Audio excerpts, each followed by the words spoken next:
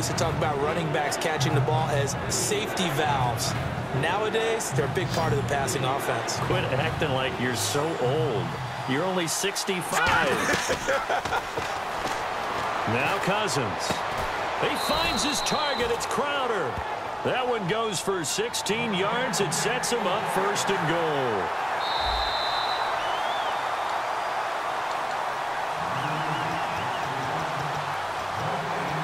The head coach relied on his eagle eye in the sky to make the right call and was told to challenge it, and it looks like it's paid off. And from a coach's standpoint, when you throw that flag, it's probably a pretty tense moment. Here it pays off. Yeah, you have that little bit of indecision. You throw. And he is into the end zone for a Washington touchdown. Matt Jones, a 1-yard touchdown reception. And the Redskins have once again taken the lead. And that makes it 14-10.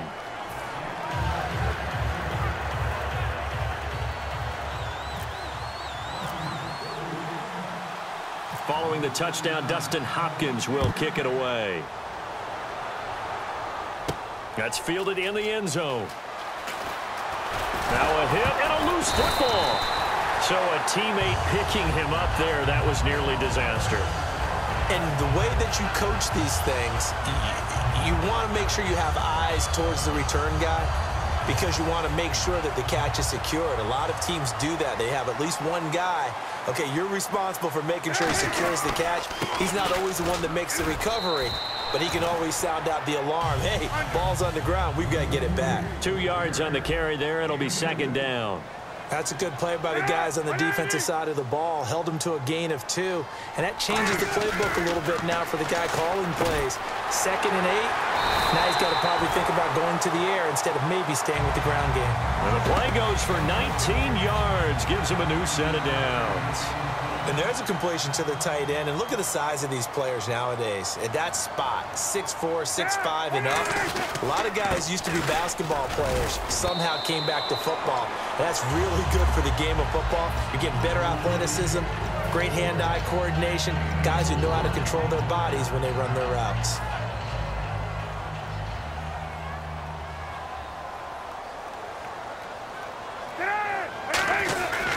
Here's Langford.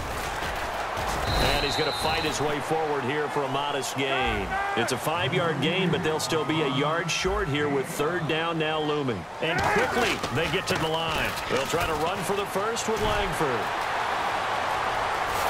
Touchdown, Chicago! Jeremy Langford with his 2nd touchdown here in this first half. And the Bears have once again taken the lead. And always a good first half when you can hit pay dirt twice. And it never hurts to have that good feeling as the game moves on. Just think about halftime. If that's all he gets, he'll just sit there at the half and think, all right, 2 already. I can get some more. I can get some more. And it'll be encouraging his offensive line to create some space. And he's able to get it across the 20, but not by much, as he's marked down at the 21-yard line. A look at Washington as they come onto the field. And they're going to need another score. Got one last time, but still down here. When you're playing catch-up, every possession becomes crucial, doesn't it? It's vital. Get back out on the field, punch it in the end zone again. They know it's not easy, but what they do have going for them, they did score the last time. They think they've got a good formula working. And what about the defense? Well, now you're just saying to yourself, okay, we gave up a score last time. What adjustments do we need to make to slow them down now and get the ball back for our own offense? Is it more pressure? Is it more zone?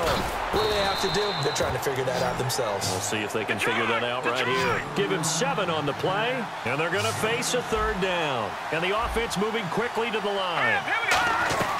3rd and short yardage, Cousins. Crowder's got it over the middle. And he's brought down after a good gain.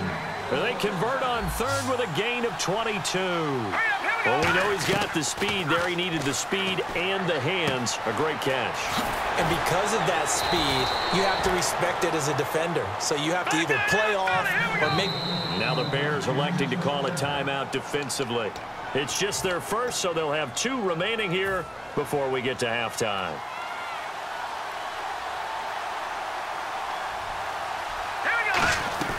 Cousins now to throw on 1st down.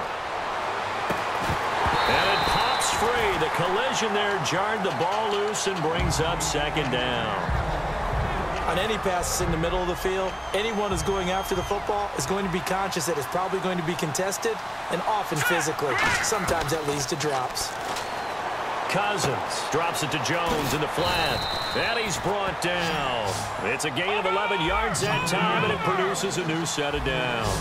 They're going to hurry back to the line now. So many times you hear today's NFL described as a space game. Get your best players into space with the football in their hands. That's why sometimes you just swing it out to your runner, get him out in the flat, and let him have a chance to make people miss an open field. He was looking for Jamison Crowder there, and that'll make it 2nd and 10. After all the preparation, all the practice, a play like that will absolutely break your heart. They had everything they wanted, just unable to complete it. In the end zone, a big-time drop. On 2nd down, Cousins again. And the hit jarred it loose. It's incomplete.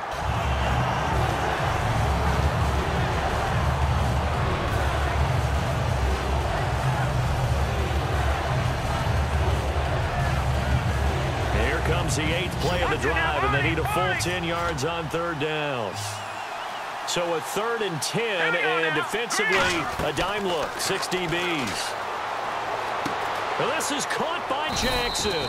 And he's brought down after a good gain. And a nice gain of 21 yards. Okay, what can't Deshaun Jackson do? All right, we know about the catches. We just saw another one there. Also gets involved in the return game.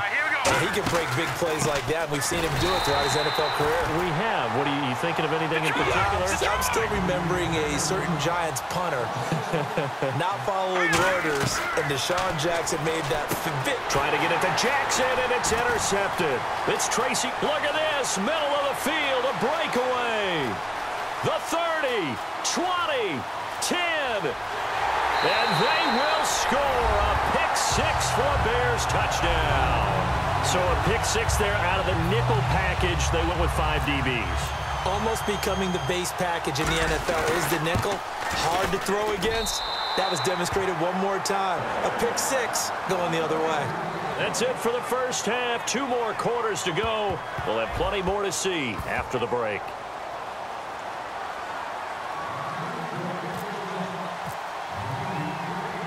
So both teams have their marching orders, and we'll get going again here in quarter number 3. Fielded about a yard deep. And the decision to come out is going to cost him 5 yards with a new rule as he's taken down right at the 20-yard line. So here's the Bears offense now as they get set to start this 3rd quarter. They built a good first half lead. Now they have a chance to add on to it. And what I'm thinking is that the offensive staff spent the entire halftime just working with them on, here's what we think they're going to do to attack us in the second half. Nice first half that we've had, guys, but be prepared for some change-ups. We're going to see them when we kick it off in the second half. See how they handle any adjustments that might be made defensively. So the run gets them the first, and now they operate with a fresh set of downs.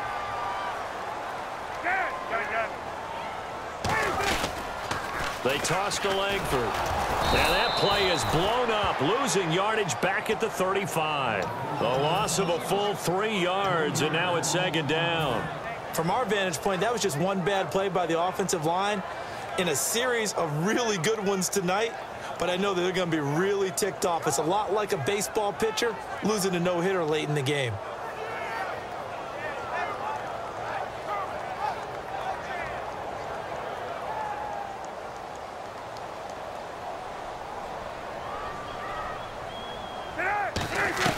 On 2nd down, Cutler. He's got that one complete to Eddie Royal. 23 yards on the play. Wow, I can't help it. When I see Jay Cutler throw the football and throw one like that with a big completion, I can't help but be impressed. His arm strength, such an asset. It really is, because it gets him in trouble sometimes, but I think it gets him out of trouble more often than that. Give him 3 on 1st down. It'll set up a 2nd and 7. In my book, that's running the ball well, but with intelligence. How about him keeping the clock moving, staying in bounds? Yeah, even though it's the 3rd quarter, you're thinking ahead, aren't you? This is where your running game can really help you with a lead in the second half. I agree totally. It's not just end-of-the-half situations that you worry about the clock. It's throughout the game. And with a lead, stay in bounds. Make them fight harder to try and catch you. Now Cutler. He's going to let this one go deep. Now a battle for the football. It's caught. It's a touchdown. Alshon Jeffrey high in the air to bring it in. And the Bears will add on to their lead. And that'll make this a 3-score game as the lead moves to 17.